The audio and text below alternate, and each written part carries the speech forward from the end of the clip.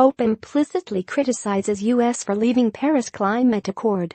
Rome, Reuters. Pope Francis implicitly criticized the United States on Monday for pulling out of the Paris Agreement on climate change, praising it as a means to control the devastating effects of global warming. The United States is the only country out of 195 signatories to have withdrawn from the accord, which aims to cut emissions blamed for the rise in temperatures. U.S. President Donald Trump announced the decision in June shortly after visiting the Pope, a strong supporter of the deal. At the time, Vatican officials said the move was a slap in the face for the Pope and the Vatican. "We see consequences of climate change every day," the Pope said in an address to the United Nations Food and Agriculture Organization, FAO, at its headquarters in Rome. "Thanks to scientific knowledge, we know how we have to confront the problem, and the international community has also worked out the legal methods, such as the Paris Accord, which sadly, some have abandoned," he said.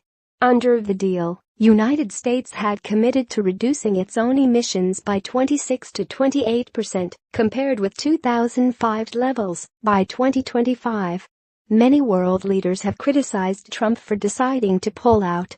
In his Spanish-language address to the UN agency, Francis denounced negligence toward the delicate equilibriums of the ecosystems, the presumption of manipulating and controlling the limited resources of the planet, and the greed for profit.